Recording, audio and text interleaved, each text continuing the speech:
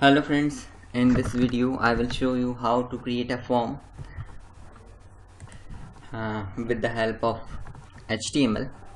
So in this video I am just going to tell you how can we create a simple form, and I'm not going to provide any kind of style to my form because this is a very lengthy topic, and I am going to discuss the elements that can be used in order to create a simple form. So let us start with creating the form. Form are created with the help of form tags. Basically form tags nothing but this is just react like a container that will group your all input controls, your components that can be used to take input from the users. And a form has various child elements. Let me show you the brief view. The form element has an input child element. An input child element, let me create you. How can we create an input child element? We will just look at this one. I have an input child element. I'm going to save and look at this. What will happen? I'm saving my file form demo. I'm going to display you. Please look at this. Basically what I have written in my page is that within the form element we have just mentioned an input tag, and the input tag has by default text type input field. So this is basically what I want to say. We have some child elements that are used to create the form elements. So by default input type is what? The text type. That means there is no need if we want to say that this is a type of text. But if we want some different kind of input element, we can provide. So this is by default. So what I want, basically I would like to create a simple registration form in my page. So I am going to provide a name, save it, and look at this name and this one. This is nice looking combination. And I am providing BR to change my line. Next line I am going to provide the password input. But if I provide input, look at this, it will show me my password. So what I have to do, I will change my type to password. This is what I have basically mentioned, that type can be text. This is by default. If you do not provide any kind of type attribute, then it will be taken as text, but you can change it to password, radio, checkbox, submit, reset. I will come on this. So BR, and look at this, save it, and look at this. This is input type is password. That the text you entered in this block will not be displayed to the user. And the next one is I am going to select my gender, and we will use input type is equals to radio button. Radio button is basically used to create the radio button. You can see there is a radio button. We need some text after this one. We can mail. Look at this one. So under radio button 4, my next choice, input type is equals to radio and female. For clarity purpose I am going to do this, and look at this, what will happen? Okay, but there is a problem. Okay, we can select both of the gender. This is not good. So how can we solve this kind of problem? We will provide a name to my radio buttons, say gender. The name attribute here is used for grouping my elements, and I will provide this gender. And look at this, when I click this one, I choose this one. Okay, this has solved my problem. So what is the use of this name? Let us suppose I am going to take some another example. I am going to take the marital status, whether the person he is going to register himself is married or single. Input type is equals to radio radio, and this is single. Let me show you BR. So look at this. Reload. Look at this. But here is the problem. So how can we solve it? We will create a new group of suppose marital status for MS. Now this has created a new group for my this new things. Look at this. Okay, now look at this. Fine, we can create the radio buttons if we want to select one item from the other, but sometimes we want that mail should be selected whenever I reload the form, so we can do this. We have another attribute, say checked, and where it will be used for this one. I want single should be selected whenever I reload the form. I will provide checked attribute. Good, nice looking. So the next child element, my next form child element is checkbox. This is basically used for multiple choice options, like I would like to select the hobbies, and hobbies input type is equals to checkbox. And look at this, I am going to provide the checkbox, and here is the checkbox. Checkbox allow you to select and deselect, and basically not used for single choice but it's for multiple choice, like hobbies may be swimming.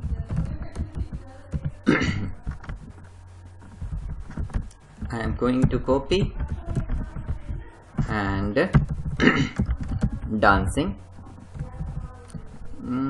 dancing, and singing if you can, and the last one is singing, dancing, and reading books. And look at this, here is my checkbox. We can choose multiple choices if you want that any choice should be selected by default. And look at this, this is by default loaded. Okay, so we can do, and if you want more than one, we can.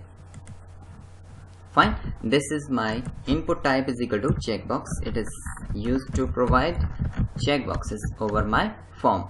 So the next thing is here is nothing but this is the combination of buttons. We can provide different kinds of button on my form.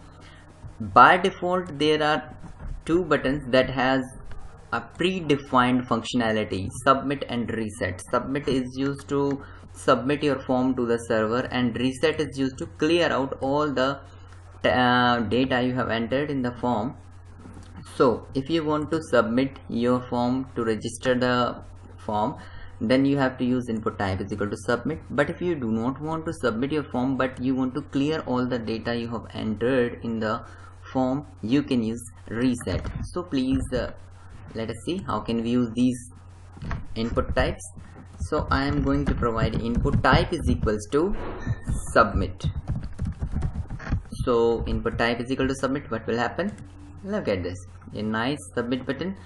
So we can do such kind of things. And if we create input type is equals to reset, it will create a reset button. But you have to remember that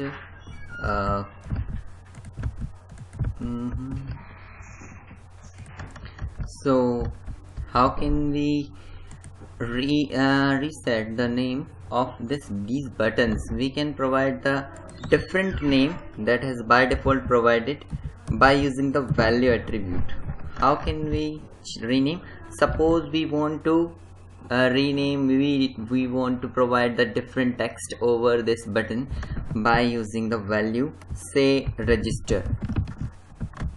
And look at this, reset, we can provide value to this reset button also. Clear or cancel form. Look at this, basically what the form basically do, when I submit. This will submit to my form, submit to my server, and whenever I click on clear, it will again reset the forms. So this is the functionality that is by default available in this one. So we can also provide some different buttons that do not have any functionality by using the button.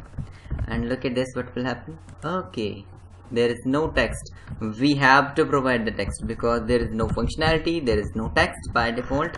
So I am going to create suppose rate us, and look at this. This is my simple button that can be used. We can create any number of input type is equal to button, but we cannot create more than one button that has type submit or reset. Basically there is one submit button and there is one reset button in a single form. So these are the buttons type that can be used as to create the buttons. And there is one another thing that is called image. Input type is equal to image. We can also use image, but whenever I use image, look at this, what will happen. Okay, it looks like submit, but it doesn't mean we can provide source attribute to provide an image. So let us say if we have an image, pictures, just pictures, and I am going to create, suppose we do not have good pictures, right? Flowers, let me select one picture, this one. I am going to copy and paste it to my desktop, and where is the picture? Where is the picture? We have just copied.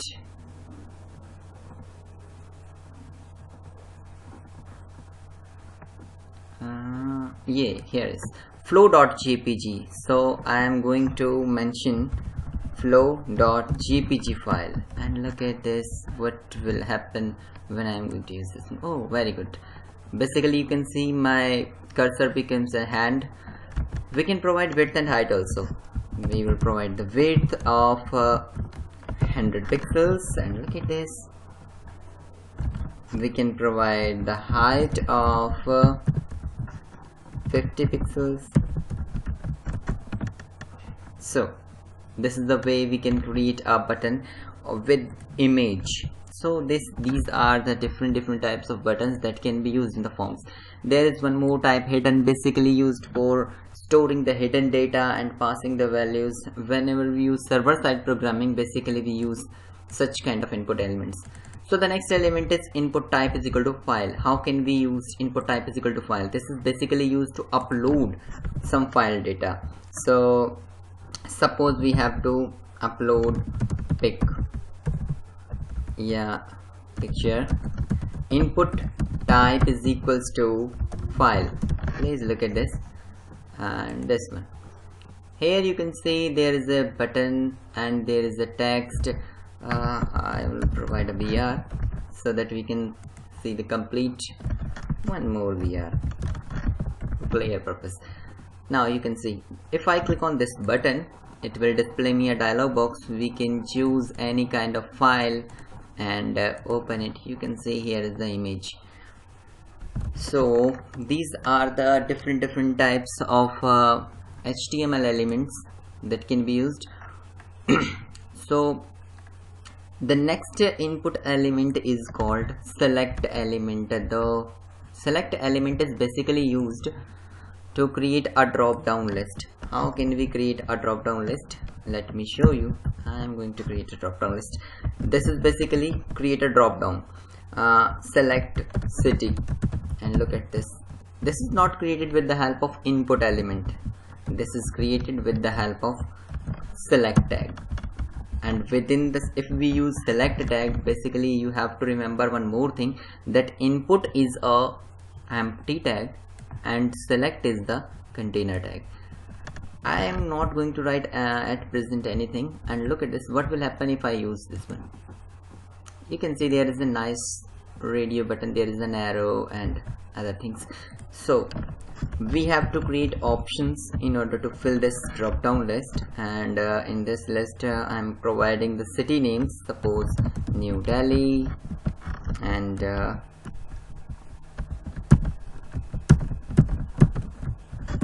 one more thing, Noida, Gurgaon,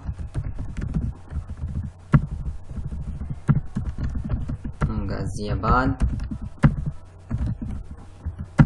and Faridabad.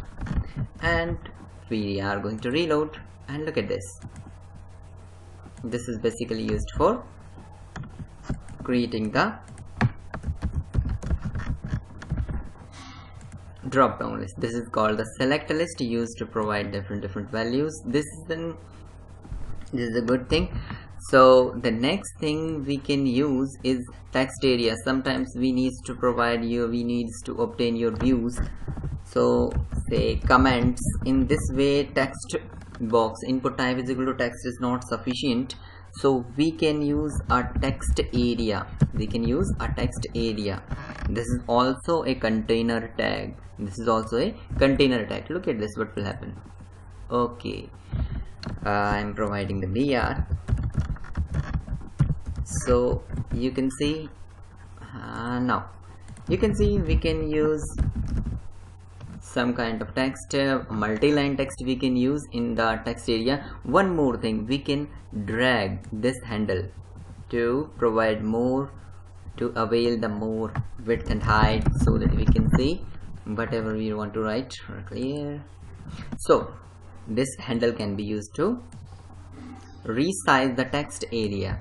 So what if I suppose there is a person who don't know how can we resize this form, so he will say, oh, I have to comment only in 2 lines. No, I don't want, I need some 5 to 6 lines that I can see.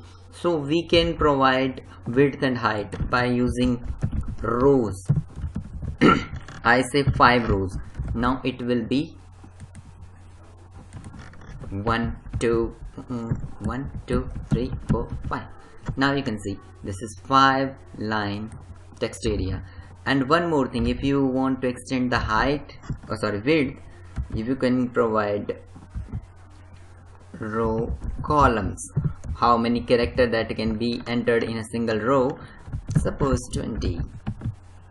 Okay, 20 is 40. Now you can see. So this, how can we customize our text area, is in this way.